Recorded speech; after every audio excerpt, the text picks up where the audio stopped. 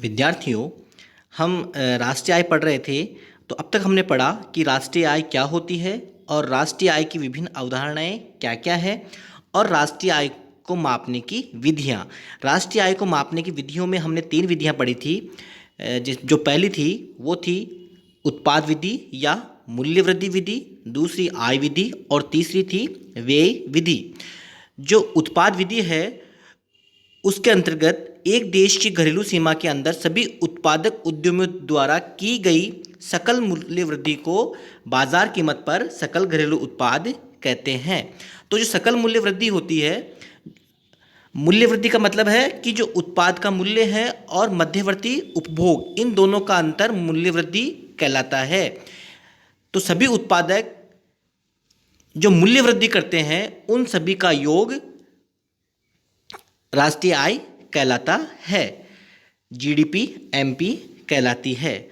आपको कई बार economic survey या अखबार में आप लोग पढ़ते हैं तो उसमें लिखा हुआ आएगा कई बार GVAMP, gross value added at market price. तो उसका मतलब यही है कि जो अर्थव्यवस्था है उसके विभिन्न क्षेत्रों के द्वारा जो मूल्य वृद्धि की गई है उन सभी का योग बाजार कीमत पर सकल मूल्य वृद्धि कहलाता है, GVAMP।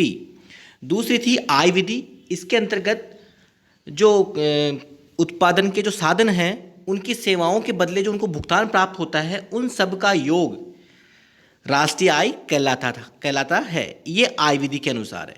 जो व्यय विधि है उसके अनुसार जो अंतिम वस्तुओं और सेवाओं के ऊपर जो व्यय होता है उसे हम राष्ट्रीय आय कहते हैं। तो उसके अनुसार जो अंतिम वस्तुओं और सेवाओं के ऊपर व्यय किया जाता है उसके आधार पर राष्ट्रीय आय का मापन किया जाता है। अब है राष्ट्रीय आय प्रचलित कीमतों तथा स्थिर कीमतों पर, national income of current price and constant price.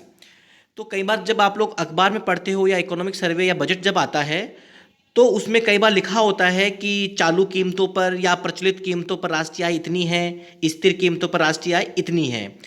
तो इसका मतलब यह है कि जो राष्ट्रीय आय है उसकी गणना 2 प्रकार से की जाती है। एक तो है प्रचलित या चालू कीमतों के आधार पर और दूसरा है स्थिर कीमतों के आधार पर। तो अब हम इसको समझेंगे कि जो चालू कीमतें हैं या प्रचलित कीमतें हैं उसके आधार पर राष्ट्रीय आय की गणना कैसे की जाती है और स्थिर कीमतों के आधार पर राष्ट्रीय आय की गणना कैसे की जाती है। पहला है चालू कीमतों पर राष्ट्रीय आय। एक अर्थव्यवस्था में एक लेखा वर्ष के दौरान उत्पादित अंतिम वस्तुओं तथा सेवाओं के बाजार मूल्य को चालू कीमतों पर राष्ट्रीय आय कहा जाता है। चालू कीमतों से अभिप्राय चालू वर्ष में प्रचलित कीमतों से है। सामने आपको इक्वेशन दे रखी है y = Q × P। यहाँ y का मतलब है चालू कीमतों पर राष्ट्रीय आय और Q का मतलब है चालू वर्ष का उत्पादन और P का मतलब है चालू वर्ष की कीमतें। तो यहाँ पर जो y है राष्ट्रीय आय है उसमें वृद्धि तभी होगी जब या तो Q मतलब उत्पादन बढ़े या P कीमत स्तर बढ़े। y में वृद्धि अगर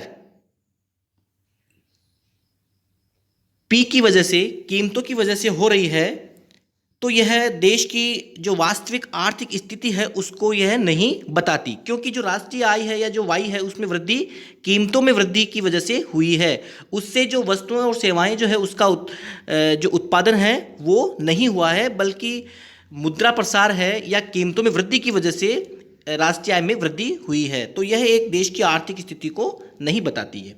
अगर y में वृद्धि P के स्थिर रहने पर Q में वृद्धि की वजह से होता है, इसका मतलब है उत्पादन में वृद्धि होने से, Q में वृद्धि होने से अगर y राष्ट्रीय आय अगर बढ़ता है तो यह देश की एक जो वास्तविक आर्थिक स्थिति है उसको बताता है। और हम ये कहते हैं कि जो देश है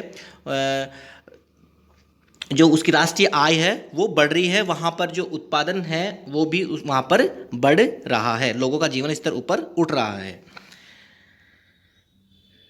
तो चालू कीमतों पर ज्ञात की गई राष्ट्रीय आय को नामित आय, मौद्रिक आय, एवं बाजार कीमत भी कह सकते हैं। फिर है स्थिर कीमतों पर राष्ट्रीय आय। एक अर्थव्यवस्था में एक लेखा वर्ष के दौरान उत्पादित अंतिम वस्तुओं तथा सेवाओं के बाजार मूल्य को स्थिर कीमतों पर राष्ट्रीय आय कहा जाता है। स्थिर कीमतों से अभिप्राय आधार वर्ष में प्रचलित कीमत से है। अब जो स्थिर कीमतों पर जो राष्ट्रीय आय की गणना की जाती है, उसके अंतर्गत जो कीमतें ली जाती है वो आधार वर्ष की कीमतें ली जाती है। ये जो आधार वर्ष है, यह उस वर्ष को चुना जाता है जिस वर्ष में जो कीमतों में उतार चढ़ाव है या वो कम से कम हो। तो वर्तमान में अभी जो आधार वर्ष है वो 2011-12 का है। अगर मान लो जैसे 2019-20 की राष्ट्रीय आय ज्ञात करनी है, तो 2019-20 में जो भी उत्पादन हुआ है उसको अगर हम कीमत से गुणा करेंगे तो राष्ट्रीय आय ज्ञात हो जाती है। अगर 2019-20 में जो उत्पादन हुआ है उसको 2019-20 की कीमतों के ऊपर ही उसको गुणा किया जाता है, तो जो राष्ट्रीय आय ज्ञात होती है वो कहलाती है चालू कीमतें या प्रचलित कीमतों पर राष्ट्रीय आय। लेकिन अगर आधार वर्ष में प्रचलित कीमतें, आधार वर्ष का मतलब है 2011-12 जो अभी वर्तमान में चल रहा है, अगर 2011-12 में जो कीमतें थी 2019-20 में जो उत्पादन हुआ है उसकी गणना अगर 2011-12 वाली कीमतों के आधार पर की जाती है, तो जो राष्ट्रीय आय ज्ञात होती है वो कहलाती है स्थिर कीमतों पर राष्ट्रीय आय। यहां पर एक इक्वेशन दे रखी है, Y star equal to Q into P star. यहाँ वाई स्टार है उसका मतलब है स्थिर कीमतों पर राष्ट्रीय आय, और जो क्यू है उसका मतलब है चालू वर्ष का उत्पादन, और जो पी है वो है आधार वर्ष के दौरान वस्तुओं तथा सेवाओं की प्रचलित कीमत। तो जो इक्वेशन है इससे में पता चल रहा है, क्योंकि यहाँ पर जो पी है आधार वर्ष के दौरान वस्तुओं सेवाओं की जो कीमतें हैं वो क्या है, स्थिर है, कांस्टेंट है, उसमें परिवर्तन नहीं हो सकता। अब यहाँ पर जो वाई स्टार दे रखा है उसका मतलब राष्ट्रीय आय, इसमें वृद्धि तभी हो सकती है जब क्यू का मतलब है उत्पादन बढ़े, क्योंकि यहाँ पी तो क्या है, कांस्टेंट है, इसलिए वाई में वृद्धि तभी होगी जब क्यू बढ़े। तो यह एक देश की वास्तविक स्थिति को बताता है, इसलिए इसे देश की वास्तविक आय, रियल इनकम भी कहा जाता है। तो ये वाई तभी बढ़ेगा जब क्यू बढ़े, और जब उत्पादन बढ़ता है तो इसका मतलब है देश की अर्थव्यवस्था वस्तुओं सेवाओं के प्रवाह में वृद्धि हो रही है। फिर है मौद्रिक राष्ट्रीय आय का वास्तविक राष्ट्रीय आय में परिवर्तन, कि जो मौद्रिक राष्ट्रीय आय है उसको हम वास्तविक जो राष्ट्रीय आय है, रियल इनकम में कैसे चेंज कर सकते हैं। अगर हम चालू कीमतों पर राष्ट्रीय आय में चालू वर्ष का कीमत सूचकांक से उसको भाग दे और 100 से उसको गुणा कर दे, तो हमें वास्तविक राष्ट्रीय आय या स्थिर कीमतों पर राष्ट्रीय आय प्राप्त हो जाती है।